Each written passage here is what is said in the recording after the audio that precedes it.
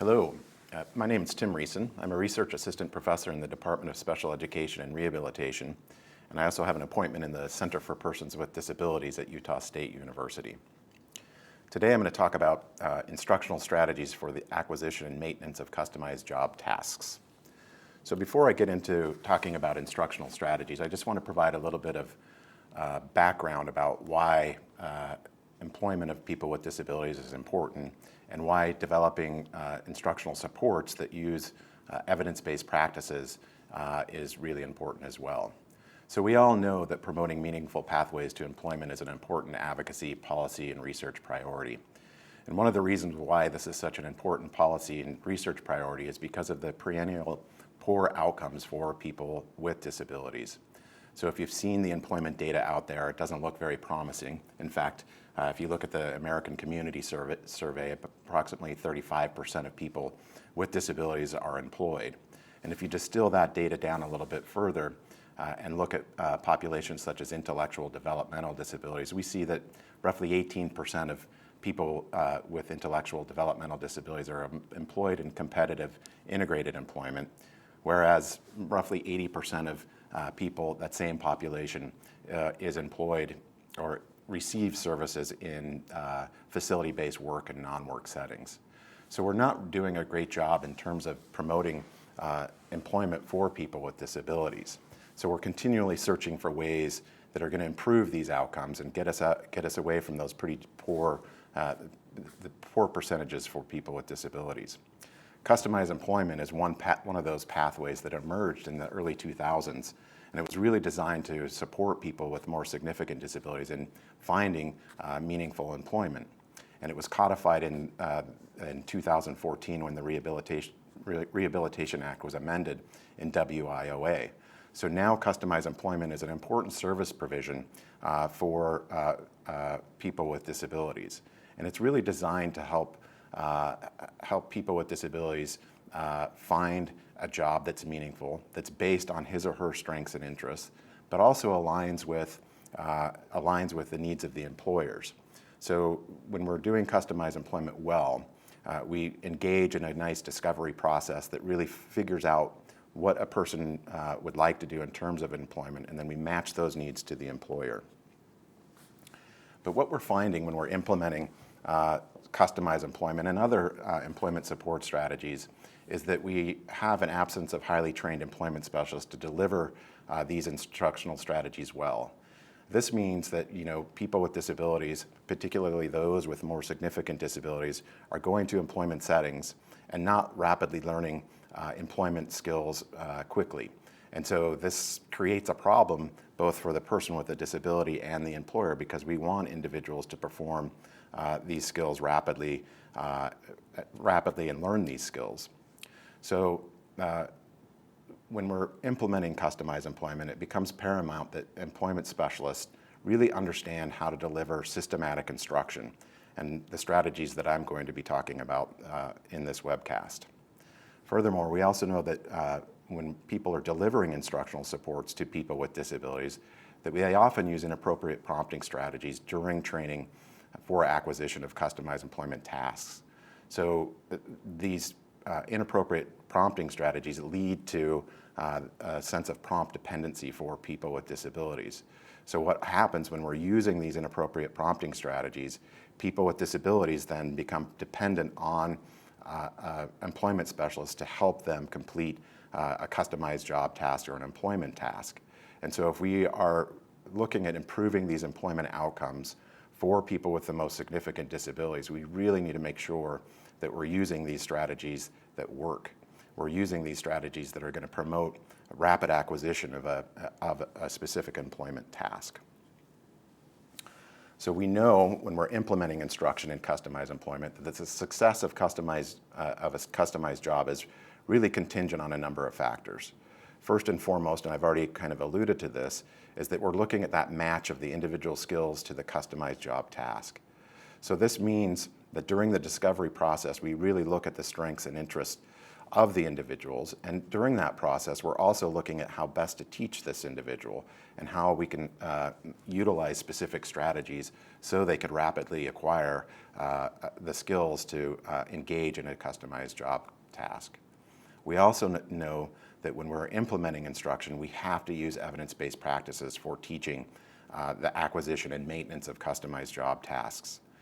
We don't want to use anecdotal strategies. We want to use strategies that we know work.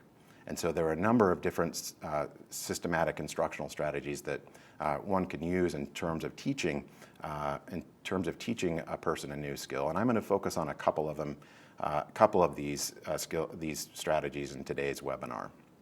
But the application of evidence-based practices is really one of the things that that is missing in terms of promoting better outcomes for individuals with disabilities. We need to ensure that folks understand the evidence-based practices for teaching and they understand how to apply them in employment settings.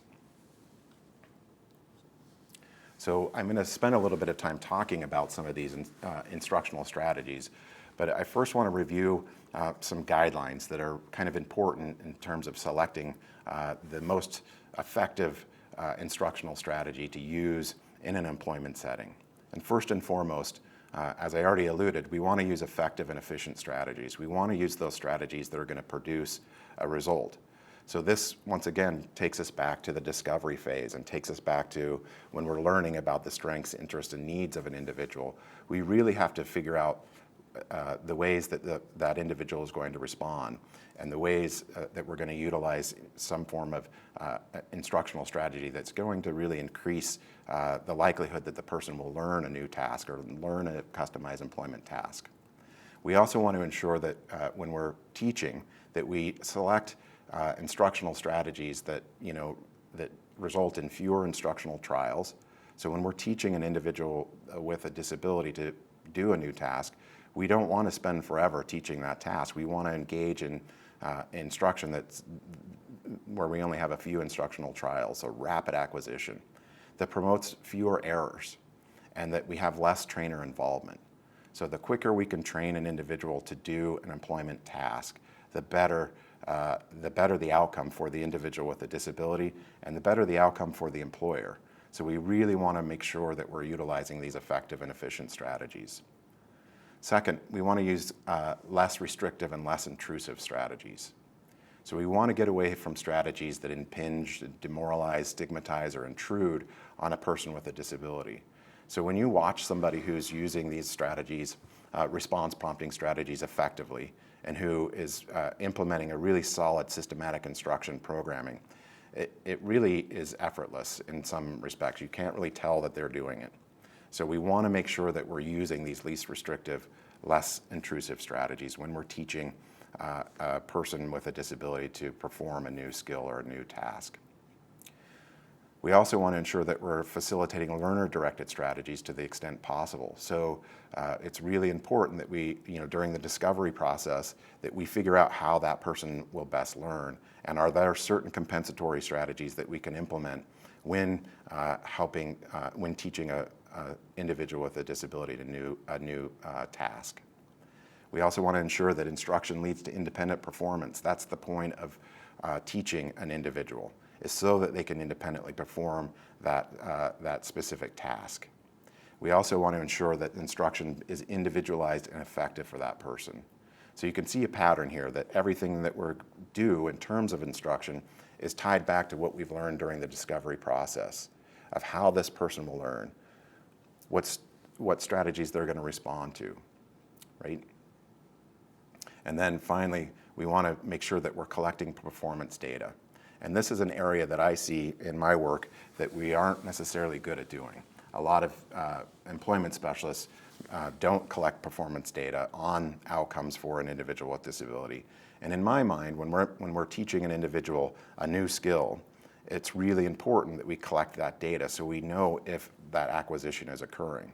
If we don't have good solid data, then we can't really determine whether or not that person is learning a specific employment task.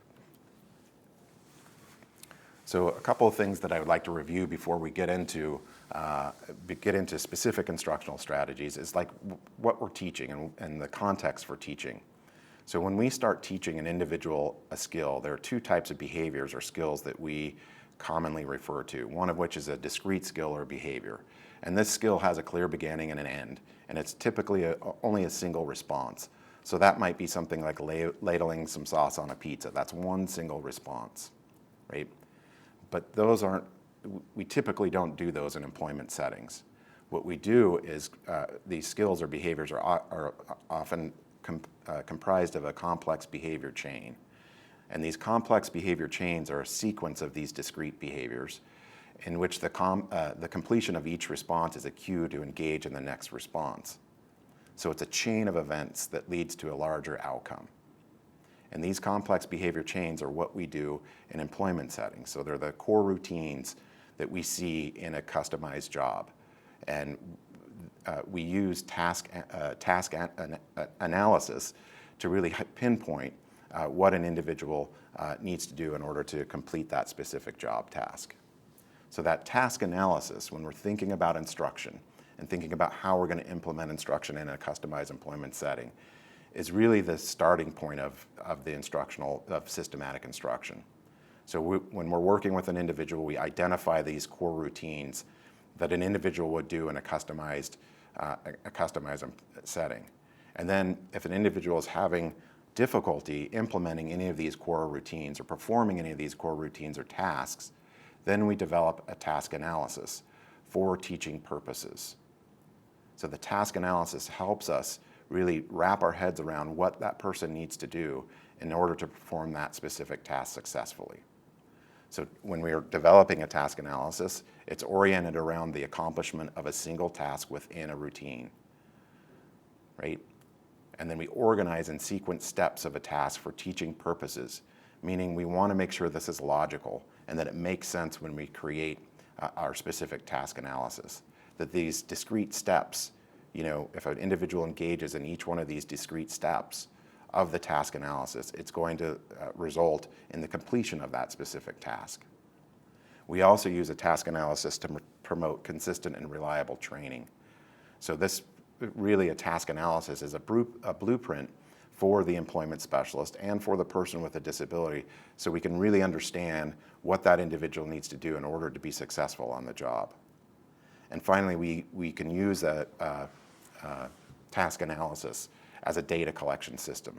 So going back to my previous point, that if we're going to be teaching an individual a skill, and especially when we're looking at individuals with significant support needs or individuals with the most significant disabilities, this data collection becomes paramount, that we really need to ensure that we have a reliable system to track what's happening in terms of performance, because we want to see that independent performance at the customized employment setting.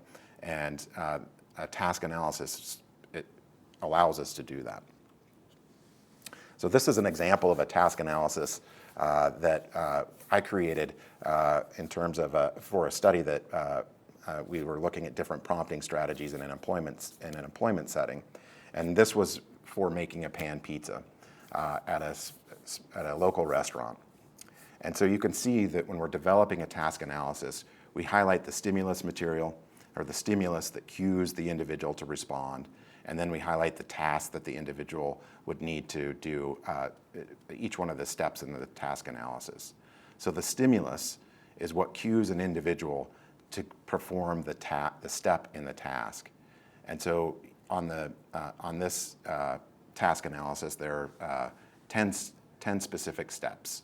And so the first step is pretty straightforward. It's just place a square deep dish pan on the prep station. So that individual would set that pan on the deep dish on the prep station, and then they start going down the steps of the task analysis. So from an instructional standpoint, how I'm going to use this specific task analysis is it's going to allow me to highlight perhaps where the individual is having trouble. So rather than teaching the whole skill of making a pan pizza in this example, I can simply highlight the step where the individual is having difficulty and teach that specific step. And so when we highlight or we isolate where an individual is having trouble, It's going to help us develop an instructional program to rapidly teach that person that skill, and the person will acquire that skill much quicker if we just simply, have the person repeat each one of these steps, and we hope that through repeated trials that the person's going to complete the task of making a pizza. From an instructional standpoint, I want to go in and highlight, figure out where the problem is, and then teach that specific skill. So how do we use a task analysis during this acquisition of these new customized job tasks? Well, typically what we do, and when we're thinking about systematic instruction and how to implement instruction, is we use response prompting and fading. So this is a really important thing component to discuss, because going back to the previous slide, what we know about people with disabilities, particularly those with more significant disabilities, those with significant support needs, is that they become dependent on the prompts that an employment specialist delivers. So they may know how to do the task, but they wait for those prompts. And once again, this is a problem of not using instructional strategies effectively. So when we're starting to teach and implement instruction in customized employment, we want to ensure that we're using appropriate response prompting and fading strategies. So response prompting and fading are basically when behaviors of a person or other type of stimulus material that increases the probability that a person with a disability will engage in that correct behavior. So going back to the pizza example that I was talking about earlier. So when we're making a pan pizza, or any individual's making a pan pizza, hopefully that person will recognize the stimulus that cues him or her to move to the next step. But oftentimes, a person doesn't recognize that stimulus, and we as an instructor serve as that stimulus by providing a prompt. Once we provide that prompt, that person moves to that next step on the task analysis. Now, when we're teaching a person a new skill during this acquisition phase, what we want to see happen is what we call a transfer of stimulus control, meaning that the person starts to recognize the stimulus in the natural environment, and they no longer need our prompt for that individual to complete that task. So this transfer is really important, and it's a really important piece of this instructional piece. That transfer of stimulus control is what we want to see happening in any form of instructional context. So when we're providing response prompt and fading, we're gradually fading out our prompts so that individual can engage in that task independently. So we deliver specific prompts concurrently or after the presentation of a discriminative stimulus. That stimuli that cues that individual to engage in that specific step. And also, it's designed to reduce errors. So when we're using response prompting and fading, and we're doing it correctly, it really is an errorless learning strategy. So we want the person to be successful in completing these specific job tasks. So this is an example of a prompt hierarchy. And if you've worked in the disability field for long enough, you've probably seen something analogous to this. This is something that we use all the time in terms of teaching. So the prompt hierarchy is just a hierarchy of prompts that we utilize in order to teach or assist an individual to recognize that stimulus that cues him or her to engage in that step. So the prompt hierarchy goes from least intrusive to most intrusive. So an example up on the top would be a gesture. So that would be something like pointing to something. An indirect verbal would be, hey, what's next? You need to be engaged in something without telling the person what they need to be doing. And then a direct verbal. The direct verbal is, hey, you need to ladle the sauce on the pizza. A model is showing the individual how to model or how to ladle the sauce on the pizza. And then a partial physical would be maybe you're giving a little prime to get the person's arm to move over to ladle the pizza. And then a full physical would be hand over hand. And I always work off this assumption that most of the time in an employment setting, when we're prompting an individual to complete a task, we're only going to be using a gesture an indirect verbal, a direct verbal, and perhaps a model. The only time I've ever used a partial physical or a full physical if I'm shaping a behavior and I'm working on fine motor skills or anything. So those partial physical and full physical isn't to force somebody to do something. So in an employment setting, going back to what I was talking about in terms of instructional guidelines for instruction, least intrusive, we want to use the least intrusive strategies that produce the result. And most of the time, that gesture, indirect verbal, direct verbal, and model will suffice. So the guidelines for utilizing these specific prompts in any form of instructional format is that we want to select those least intrusive but effective prompts. I've already stated this, the importance of this. So we want to use the prompt that's going to get the job done, but it's not very intrusive, okay? We can combine prompts, so we can use what's called a prompt blend to get an individual. So it might be, I could use like a gesture and an indirect verbal as like pointing to something and saying, hey, what's next? We also want to use natural prompts that are natural, that naturally occur. We also want to make sure that we provide prompts only when the person is attending. So this is an important point. If I'm teaching somebody a new skill, I want to ensure that they are attending to the skill that we're teaching. If they're not, you can't teach that individual that specific skill. So you need to ensure that the person is attending when we're teaching. That we want to provide prompts in a very supportive, instructive manner, and then fade out those prompts as soon as possible, because we do not want to see an individual in any context be dependent on a provider or an instructor. Other couple important pieces here that I think we need to mention is something about reinforcement. So when I'm working in an employment context or teaching an individual a new skill, reinforcement is really important. We all like to be reinforced, right? So when I'm teaching somebody a new skill, I want to make sure that I'm providing consistent and reliable reinforcement. And that is just positive verbal reinforcement. That's the only reinforcement I really need to provide in an employment setting. That's natural. That's the way all of us are reinforced, is through that kind of that verbal reinforcement. You're doing a great job. Hey, that looked really good what you did. Unfortunately, what I've seen throughout my career and what I still see happening is that we oftentimes use food or token economies to get people with intellectual developmental disabilities, people with more significant support needs, to engage in a task. And I'm going to tell you all, or really reinforce, that we shouldn't be doing that. We should not be using food or any form of token economies to get an individual to engage in the task. So if we've done our job well during discovery, the task in and of themselves should be reinforcement, because we figured out what that person wants to do, and we shouldn't have to use food or token economies to get the person to engage in that task.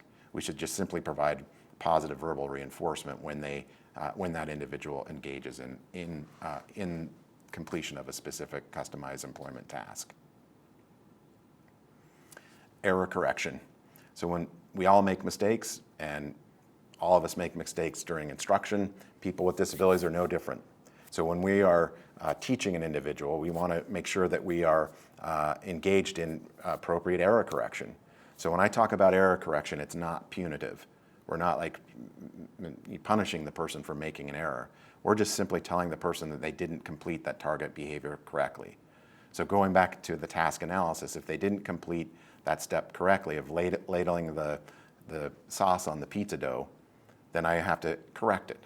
And I have to say, oh, you didn't do it right, let's try it again. And then I just repeat the step. That's all I do during that error correction, during the error correction phases. So reinforcement, positive verbal reinforcement, is all we need to provide to an individual. No food, no token economies, and good solid error correction.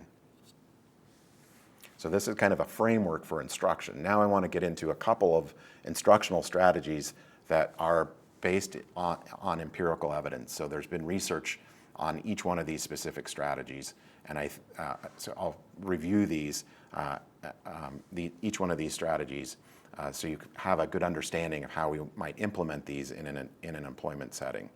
And there are a number of other response prompting strategies as well. I chose to focus on only 2 of these strategies, one of which is a constant time delay, and the other is called a system of least prompts. And each one of these have been, data has been collected and research has been published on the efficacy of each one of these instructional strategies.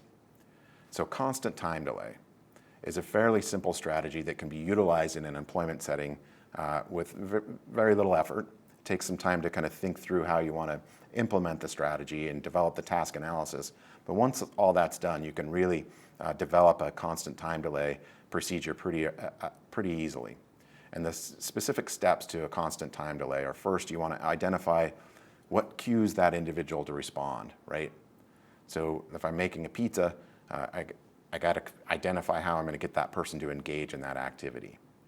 And then I also have to identify the controlling prompt. So the controlling prompt is the prompt that consistently and reliably gets a person to complete a specific task on a task analysis or step on a task analysis. So we have non-controlling prompts and controlling prompts. The controlling prompt is the one that I know will always get that person to engage in that specific step, to complete that specific step with consistently. Okay. I also want to assess the individual's ability to wait for a prompt. So when we're utilizing a constant time delay, we're going to insert a predetermined amount of seconds before we deliver that prompt. So we allow that person to respond before we provide that specific prompt. So we need to determine, once again, going back to the discovery process, what that might look like. Like if we're going to utilize a constant time delay, I want to know that individual's ability to wait for that specific prompt. And then we also utilize what's called a 0-second delay trial in a constant time delay to ensure that the person can engage in the steps that we want him or her to engage in. So the 0-second time delay, we typically do 2 or 3 trials at a 0-second time delay just to ensure that the person can complete each one of those steps in the task analysis. And then once we've established the 0-second delay trial, then we move to the 3-second time delay. And we determine that length of the delay interval. Typically, it's 2 or 3 seconds. So when I'm implementing constant time delay, I provide that task direction. I say, hey, it's time to make a pizza. And then I insert 3 seconds. I just count to myself 1, 2, 3, and I provide that controlling prompt, that prompt that's always going to elicit the response that I want. So in this case, it would be a verbal prompt, just punch down the pizza dough. So there are different responses that we can see in a constant time delay program. The first is correct responses, right? So we can have unprompted correct responses and prompted correct responses. And an unprompted correct response is the individual makes a correct response before that controlling prompt is delivered. So if I say, hey, it's time to make a pizza, and that person immediately goes and punches down the dough on that first step of the task analysis, I would mark that as an unprompted correct response. But if I say, hey, it's time to make pizza, and I wait the 3 seconds and I deliver that controlling prompt, and then the person makes the correct response after that prompt is delivered, that is a prompted correct response. So when we see these happening, and in terms of an instructional approach, we respond to each one of these responses with just that verbal reinforcement. Hey, you did a really good job. When there's certain errors that we can see in a constant time delay program, one of which is an unprompted error. So these unprompted errors, the individual responds incorrectly before the controlling prompt is delivered, or the individual responds incorrectly after the controlling prompt is delivered. So when this happens, we want to just implement that error correction procedure that I talked about earlier, meaning I say, hey, you didn't do that step right, let's try it again, and I just error corrected. And then, of course, we can have no response errors. So those no responses are the individual just doesn't respond after that controlling prompt. And in these cases, I might want to go back and look at that controlling prompt, and I might have to go up one level higher in order to elicit that response that I need. So this is an example of a data sheet. It might be hard to see on the screen, but all of you have the PowerPoint so you can download it. But this data sheet, takes the steps of the task analysis, and then I'm just simply tracking prompted correct responses and unprompted correct responses. And then I calculate a percentage at the bottom of the data sheet. So it's a very simple system, just simply marking what an individual did in terms of prompted correct responses and unprompted correct responses. So this serves as your data collection system. Then you can start graphing the data. So in this example, I've just created a simple line graph of what's happened in terms of that person's acquisition of building that pizza.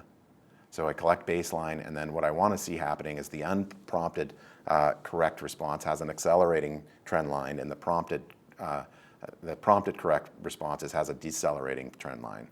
So once that acceleration happens, I can reliably say that learning is occurring, and I start fading out my responses. So constant time delay is a really effective way, a really easy way to teach an individual a new employment task in a customized employment setting. It's simple to implement. With little effort, you can create nice data sheets and a nice data collection systems to implement the customized employment or the constant time delay. Pardon me. The second one, strategy, is called the system of least prompts. This one is a little more, has a little more detail to it, in that we have to use at least 3 levels of the prompt hierarchy. So when I'm implementing a system of least to most prompts, I have to use 3 specific levels in order to effectively use the system of least prompts. And that first level in that prompt hierarchy is independent, like that the opportunity to respond without prompting. And the second and subsequent levels include prompts that are arranged from the least intrusive to the most intrusive. So using this system, we start with giving the person the opportunity to respond without a prompt, and then we start moving up the hierarchy from the least intrusive to the most intrusive until that person engages in that behavior that we want. So the steps of a least to most prompting program is that we need to identify that stimulus that cues the employee to respond. So is it that task direction? Is that me saying, hey, it's time to make a pizza? Or is that material, like seeing the pizza on the prep station and the pre-made pizza dough or whatever, and that person has to go over and start building those specific pizzas? So we really need to make sure that that person understands, or we know what that stimulus is to get that individual to respond, okay? And that they're attending during instruction. Then we select the number of levels in the hierarchy. So we have to make sure that we have an appropriate level of levels in that specific hierarchy, and that we identify that controlling prompt. Once again, that prompt that will always and reliably get that person to respond. That's going to be the most intrusive level, and then we provide least intrusive levels prior to going to that controlling prompt. Okay? So when we're thinking about this, we really have to think about the complexity of the tasks that an individual is engaged in. So chain tasks, we might need to use a couple more levels on the hierarchy to really get a person to respond, simply because that task might be fairly complex. We also have to look at the employer characteristics. So once again, this goes back to the discovery process about how a person is going to most effectively learn. Will they respond to specific prompts? How do they respond to specific prompts? And these are really important pieces of developing a really solid employment training program in terms of customized employment. So steps to developing a least to most prompting employment instructional program. Select the type of prompts to be used, and I've already kind of reinforced this. This is based on what you know about how the employee will learn. And again, this goes back to discovery. So everything that we're talking about always goes back to that discovery process. So you're really learning about what makes that person tick. You're really learning about how they're going to respond best in different settings. And then we sequence prompts from the least assistance to the most assistance. So we always start with that least that least intrusive prompt, and then we move up to that controlling prompt, the most intrusive, that's going to reliably elicit the response that we're looking at. And then we determine that appropriate response interval. So like a constant time delay, I'm going to insert a couple seconds before I deliver the prompt. So before I move up that hierarchy, I wait 2 seconds. And then if the individual still doesn't do what I would like him or her to do, or what's required of the task, I wait 2 more seconds before I deliver the next prompt, and so on, until I get to that controlling prompt that's going to reliably result in the person completing that task. So like constant time delay, there's some kind of rules to responding to correct responses. So when an individual responds correctly, we follow unprompted and prompted correct responses with that verbal reinforcement. So you can see that this idea of verbal reinforcement is really important. Hey, you did a great job. That was a great job ladling the sauce on the pizza, or whatever the task might be. And then during acquisition, when the person's learning that skill, that important acquisition phase, that we're reinforcing immediately after each correct response. And as they start to acquire the skill, we gradually reinforce that, gradually fade that reinforcement to natural levels. So we don't want the person to just wait for our reinforcement all the time. The reinforcement should be completing the task. And once again, make sure that that reinforcement is age appropriate. And it's just hey, you're doing a good job, great job completing that specific task. And then responding to incorrect responses. So when a person doesn't respond correctly on the task analysis, we interrupt that incorrect response or no response, and deliver the next prompt, the next level on the prompt hierarchy. So I would stop the response, or if there was no response, and then I'd just go to that next level on that prompt hierarchy until it elicits that correct response. So this is just an example of how you would utilize a least to most strategy, and kind of an illustration. Hopefully it makes sense. The first level, when I'm implementing an instructional program for an individual with a disability in a customized setting, or a supported employment setting, or whatever the setting might be, that I present that target stimulus. So going back to the pizza, and say, hey, Jack, it's time to make a pizza. And I wait, if I predetermine that the 3-second interval is what I'm going to use, I wait 3 seconds. I just count to myself 1, 2, 3. If there's a correct response, I provide a verbal reinforcement, and then I move to the next step on the task analysis. If there's not a correct response, however, then I go to the second level, right? I say, hey, Jack, it's time to make a pizza, and then I go to that the next least intrusive prompt. So I would say, hey, what's next? Which would be an indirect verbal. And if there was a correct response, I go back over to the correct response column, and then go to the next step on the task analysis. But if there's not a correct response, I've waited my 3 seconds, then I go to the next level, the third level. Jack, it's time to make a pizza. Please ladle the sauce on the pizza. If there's a correct response, I move over to the correct response column and go to the next step on the task analysis. If there's still not a correct response, then I go to that fourth level, which would be the controlling prompt, the one that's going to reliably and consistently elicit the response that I want. And I'd say, hey, Jack, it's time to make a pizza. Let's ladle that sauce on the pizza. And then he would ladle the sauce on the pizza. So this is just an illustration of how one could use the system of least prompts in an employment instructional setting. So once again, here's a data sheet. So when I'm collecting data on least to most, I'm just keeping track of the type of prompt that the individual needed, and hopefully that we're going to have rapid acquisition if we utilize the least to most prompting strategy efficiently. So I just keep track of what prompt level the individual completed each step on the task analysis. And what I hope to see is something like this if I graph my data, that we see an accelerating trend, and that we get the person up to 100% accuracy on the steps of the task analysis. And typically, I've done a couple research studies on teaching people in employment settings using a system of least to most prompts, and there's another strategy called the system of most to least prompts. And typically, when I'm implementing these strategies, we're seeing acquisition in pretty quick, 10 instructional trials. And individuals are maintaining that skill after instruction is stopped. So we know the stuff works if it's implemented systematically, and if we collect good solid data on the outcome of instruction. So what strategy should you use? This is referring back to the study that I was just talking about.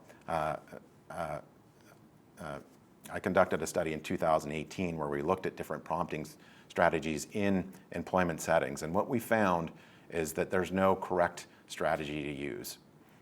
Typically, each prompting strategy leads to the acquisition of an employment task.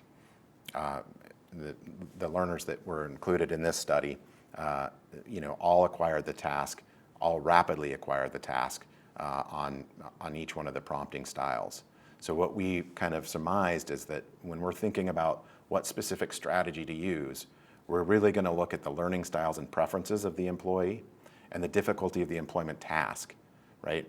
So if it's a really complex task, we're going to maybe select maybe the least to most prompting strategy because it provides a little bit more support.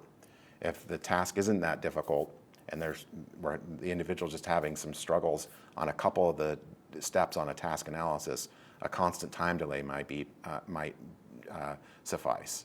So you really have to look at the complexity of the task, and going back to that learning style, you really have to consider the learning style of the individual that you're working with, and that goes back to the discovery process.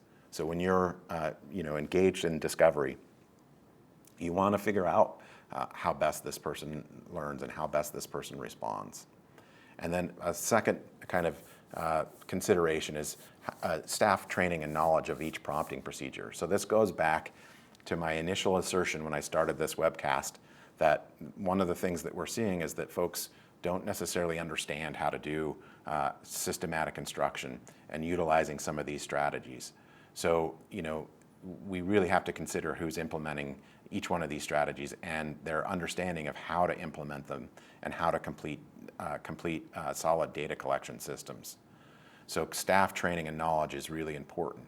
And the complexities of some of these prompting strategies, some are more complex than others, and so we really have to consider staff knowledge and what they understand about each one of these specific prompting procedures. So what we know when we're thinking about instruction in customized employment is that we have to utilize strategies that we know work. We have to utilize strategies that are based on empirical evidence. And constant time delay and system of least to most prompts are both instructional strategies, are both response prompting strategies that are rooted in evidence, that there is research supporting the utility of each one of these models, each one of these instructional strategies. So we need to ensure that we're utilizing those and teaching an individual to learn a new customized employment task or acquire a new customized employment task. So if you have questions about any form of instructional strategy or response prompting in particular, feel free to contact me. My contact information's there via email. I can respond to any questions. So I thank you for your time today, and email me questions if you have them.